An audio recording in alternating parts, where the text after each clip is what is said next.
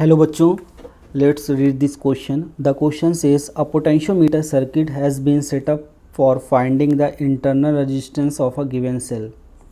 The main battery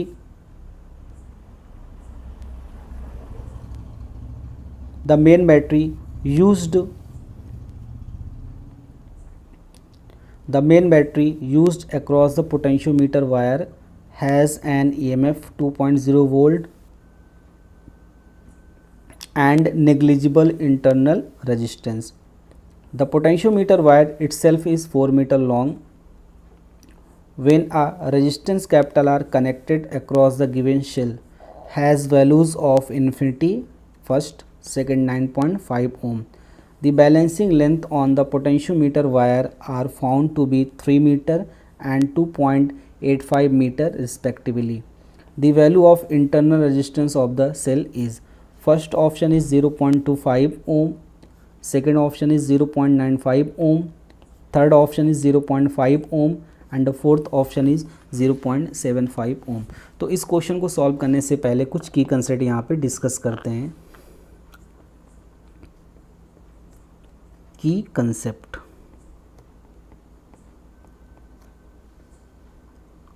यहाँ पे हम कंसीडर करते हैं हमारे पास क्या है, एक पोटेंशियोमीटर है.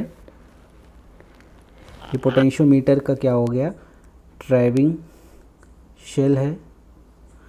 और ये जो ड्राइविंग सेल है इसका ईएमएफ एज्यूम कर लेते हैं V, और यहाँ पे एक रियोस्टेट है जो है RH. अब ये जो हमारे पास जो पोटेंशियोमीटर है, इस पोटेंशियोमीटर को हम यहाँ पे किससे कनेक्ट करते हैं, पोटेंशियोमीटर वायर से यहाँ पे कनेक्ट किया गया है. और यहाँ पे ये मान लेते हैं इस पोटेंशियोमीटर के वायर की यहाँ पे लेंथ कितनी हो गई, L. ये वाला पॉइंट A हो गया और ये वाला पॉइंट क्या हो गया, B. अब यहाँ पे क्या करते हैं, एक शेल लेके आते हैं. ये हमारे पास क्या हो गया, एक शेल. ये एक शेल है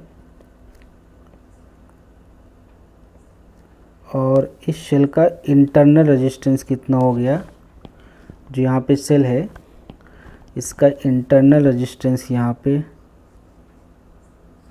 हो गया स्मॉल r, और ये सेल का ईएमएफ हो गया एप्सिलॉन. तो यहाँ पे ये जो सेल है इसका पॉजिटिव टर्मिनल को हम इससे कनेक्ट कर देंगे पॉइंट A से. हमने ये पॉइंट A से इसको कनेक्ट कर दिया. और यहाँ पे ये जो नेगेटिव टर्मिनल इंटरनल इसको हम एक गैल्वेनोमीटर से यहाँ पे क्या कर देंगे, कनेक्ट कर देंगे. ये हमने इसको गैल्वेनोमीटर से कनेक्ट कर दिया और यहाँ पे हमने इसमें एक जॉकी लगा दी ये. और ये दूसरी जॉकी यहाँ पे है. ये पहली जॉकी थी, दूसरी. और ये जो ईएमएफ है, ये जो शेल है इसके साथ मैंने यहाँ पे एक्सटर्नल रेजिस्टेंस कनेक्ट कर दिया कैपिटल R, और यहाँ पे एक की लगा दी गई. यहाँ पे क्या लगा दी गई, एक की. ये है यहाँ पे एक की. अब यहाँ पे क्या होता है, जब यहाँ पे की ओपन होती है, की यहाँ पे क्या होती है, ओपन, तब यहाँ पे बैलेंसिंग लेंथ यहाँ पे सपोज कर लेते हैं, बैलेंसिंग लेंथ यहाँ पे कितनी आ गई, L1, और इस पॉइंट को हम क्या नाम देते हैं, J1. यानी जब ये की क्या है, यहाँ पे ओपन है, ये जो की दिख रही है, अगर की ओपन है तो गैल्वेनोमीटर में यहाँ पे क्या शो हो रहा है, नल डिफ्लेक्शन. गैल्वेनोमीटर में क्या शो होता है, यहाँ पे नल डिफ्लेक्शन. तब यहाँ पे जो हमारा एप्सिलॉन है इसको हम मेज़र करते हैं. यहाँ पे बैलेंसिंग लेंथ कितनी आ गई, यहाँ से यहाँ तक L1. ये J था पॉइंट, ये पॉइंट क्या है, J. अब क्या होता है जब हम की को क्लोज कर देते हैं, ये जो हमारे पास की है अगर इसको हम क्लोज कर देंगे, क्या कर देंगे, क्लोज, तब गैल्वेनोमीटर यहाँ पे जब नल डिफ्लेक्शन शो करेगा तब यहाँ पे हम लेंथ क्या मेज़र कर लेंगे, L2. ये जॉकी यहाँ पे शिफ्ट हो जाएगी J2 पे, तब हम यहाँ पे L2 मेज़र कर लेंगे. और गैल्वेनोमीटर यहाँ पे नल डिफ्लेक्शन शो करेगा तो यहाँ से सर्किट से करंट यहाँ पे कैपिटल R से फ्लो होगी. किससे फ्लो होगी, कैपिटल R. यहाँ पे जो एक्सटर्नल रेजिस्टेंस की वैल्यू यहाँ पे कितनी है, कैपिटल R. यहाँ से करंट फ्लो होगी. अब हम क्या करेंगे, इस कंसेप्ट से हम यहाँ पे इंटरनल रेजिस्टेंस कैलकुलेट कर लेंगे. तो इंटरनल रेजिस्टेंस का जो फॉर्मूला हो जाएगा वो हो जाएगा capital R bracket L1 divide by L2 minus 1. ये हो गया कैपिटल आर इंटरनल रेजिस्टेंस। क्या हो गया ये? Internal resistance. तो अब इस फॉर्मूले से हम आसानी से इंटरनल रेजिस्टेंस यहाँ पे क्या कर सकते हैं? कैलकुलेट कर सकते हैं। अब इसका हम सोल्यूशन डिस्कस करते हैं। सोल्यूशन, इस क्वेश्चन का सोल्यूशन है,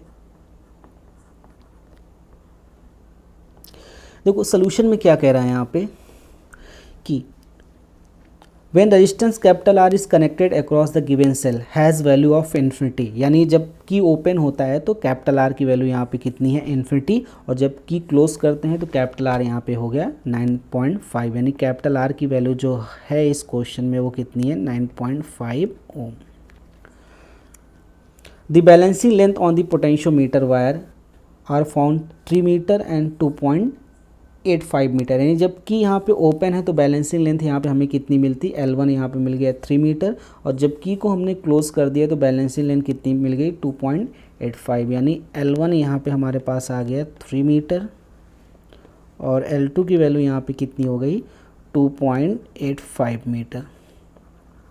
अब यहाँ से हम R की वैल्यू यहाँ पे कैलकुलेट करते हैं। Small r equal to capital R L1 divide by L2 minus 1। तो कैपिटल आर की वैल्यू यहाँ पे कितनी है? 9.5 और L1 की वैल्यू यहाँ पे है 3 डिवाइड बाई कितना हो जाएगा? 2.85 माइनस 1। ये इसको सॉल्व करेंगे तो ये हो जाएगा 9.5, 3 माइनस 2.85 डिवाइड में कितना आ जाएगा? 2.85। ये स्मॉल r की वैल्यू आ गई। अब इसको आगे सॉल्व करेंगे तो ये हो जाएगा 9.5 इंटू 3 माइनस 2.85, तो ये बच जाएगा 0.15 डिवाइड में ये आ जाएगा 2.85।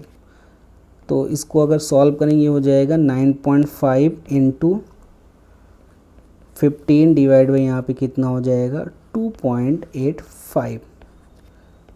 अब इसको आगे हम सॉल्व करते हैं तो अगर 9.5 को यहाँ से अगर हम लोग मल्टीप्लाई करेंगे, अगर 9.5 को हम यहाँ से मल्टीप्लाई करेंगे 15 से, ये क्या आ जाएगा? 142.5। कितना आ जाएगा?